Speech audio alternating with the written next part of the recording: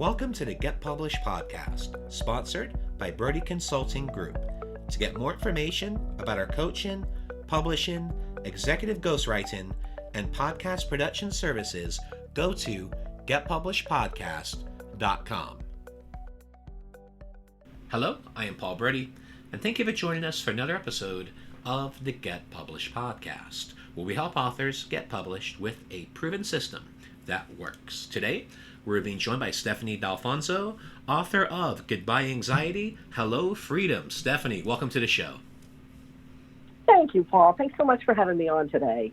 Well, we are thrilled to have you. Are you ready to get started?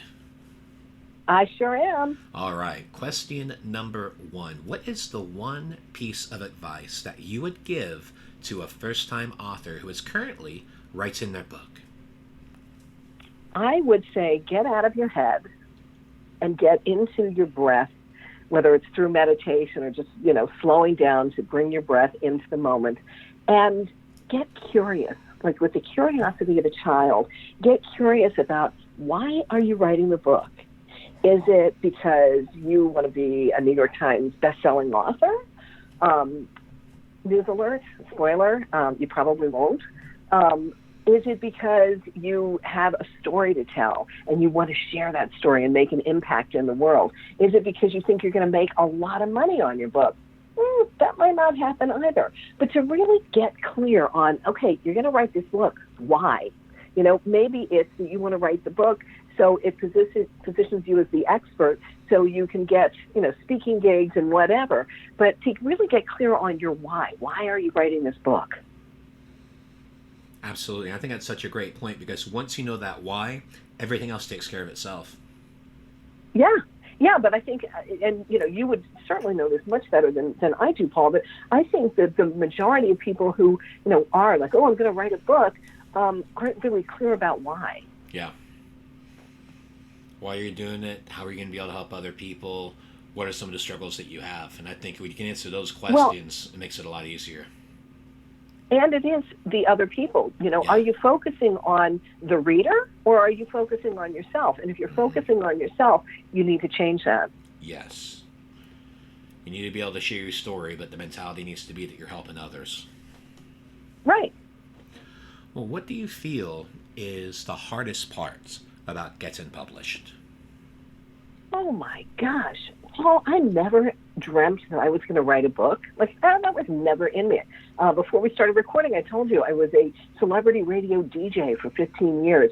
So, my communication style, I've always thought, was, through voice, through, input, like videos. I never thought of myself as an author. And I got this whisper last January, write the book. And literally, I didn't know what the heck I was doing. There's so many different moving parts. And, I can only say that this was divinely guided, divinely inspired, because in January of 2018, I get this whisper, write the book. I literally wrote the whole thing out by hand, because that's how I, communicate. Literally wrote this whole thing out by hand. I don't know how I figured it all out. I figured out all the moving pieces and launched my book in 2 months. So I wouldn't recommend anybody doing that. I look back now and I think, I don't know how I did that. I really don't, because there's so many moving parts. So, you need somebody, if you're thinking about publishing a book, you need to talk to Paul, because it's tough to do it on your own. And I'm sure that I missed, a bunch of opportunities, because I was doing it on my own. But again, how many people go from, write the book, to publishing it in 2 months? It was divinely guided. Yeah, it's funny how that works too. I remember we were talking before the show, and I was also sharing with you my first book, and it was the same thing. I had this epiphany on a flight to Vegas. Next morning at the Mirage, did the outline. A week later, got the book completed, and then the process was, okay, now how do I get this book out there? Where I spent half the day learning everything I could about publishing, and then the other half a day learning about marketing, because the last thing I wanted was for that book to disappear into the Amazon.com rainforest. And then a month later, we launched it, became a bestseller. And it's just funny how these things work, because like you said, I felt like there was divine intervention there, where it's time to do this. and had the opportunity to do it. It's just like I really felt like something was guiding me throughout that process, and now it's just an amazing thing to be able to help other people, because like yourself, and it was that first book, I was out in the wilderness, I had no idea what I was doing. So the main thing was to learn and then to be able to implement, and then as we progress to our other 14 books that we've done over these past few years, is just to really to develop that system. And now that we perfected that system, we get the opportunity and the privilege to be able to help other people with their journey, so they have that roadmap, that they have that person that's going to be with them, guided them through that entire journey. Because when you are doing this yourself, I mean, it literally is like being out in the wilderness. Yes, totally agree with that, Paul. Well, let's talk about marketing. So please share a marketing strategy that you have used in your book launch that has worked well. So one piece that worked really well was having a launch team. So reaching out to, anybody and everybody I knew, asking, will you be on my launch team? And that meant giving them a copy of the book beforehand so they could read it, and, have them share it on social. And how we know the reviews are so important, to have them on the day it was released go and place the reviews. And so I think on my release day, I had 25 5-star reviews. So that helps, with the algorithms of Amazon.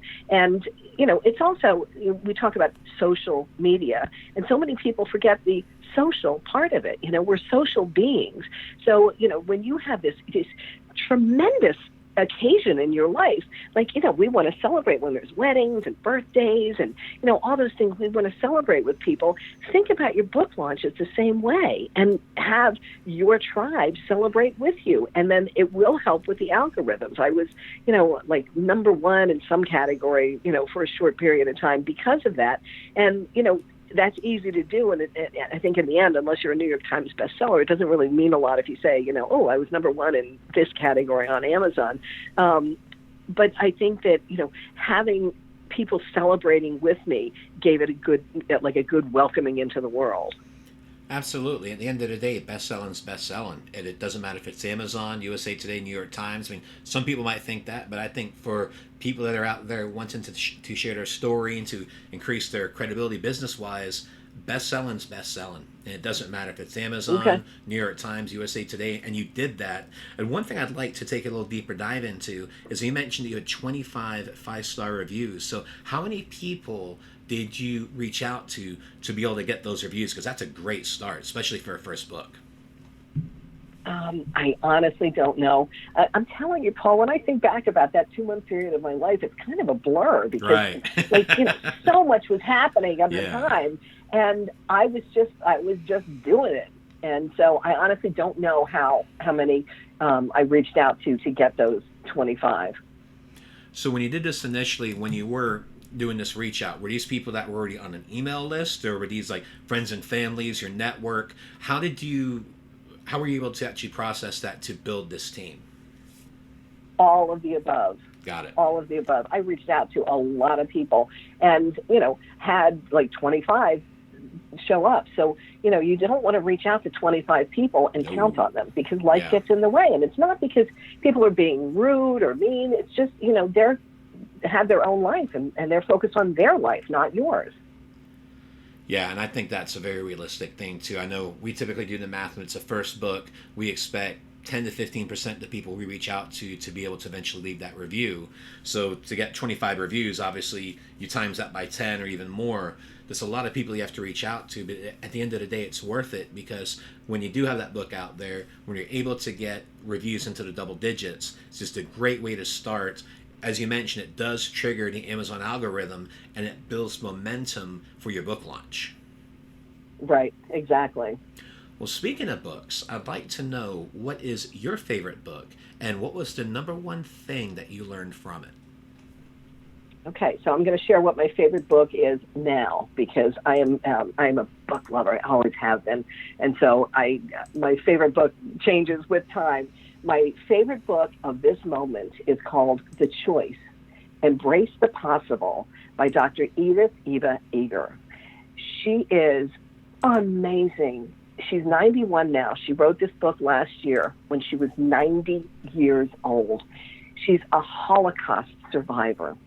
And she talks about the choice, embracing the possible. So she says there is no hierarchy of suffering in this book, right? She's saying, all right, she went through the absolute worst of the worst. And she's not saying, well, my suffering's worse than yours. And she's not saying that at all. And then I was only 9 pages into the book, and I read, I would love to help you experience freedom from the past, freedom from failures and fears, freedom from anger and mistakes, freedom from regret and unresolved grief, and the freedom to enjoy the full, rich feast of life. We cannot choose to have a life free of hurt, but we can choose to be free, to escape the past, no matter what befalls us, and to embrace the possible. I invite you to make the choice to be free. And that resonated deep, deep in my soul, because that is me. That is the work that I do, is to help people embrace the possible and to break free of whatever unresolved traumas has been keeping them held back. I have so many passages highlighted in this book. I have little sticky notes. If you could see it now, Paul, you would laugh, because it's just like all these sticky notes, flying out of it. But it is an absolute gem of a book. This woman survives the absolute worst of the worst, and she shares what she went through, and she shares about client stories of, and saying, okay, my trauma wasn't worse than yours. Trauma is trauma. We all experience trauma. Let me help you get free.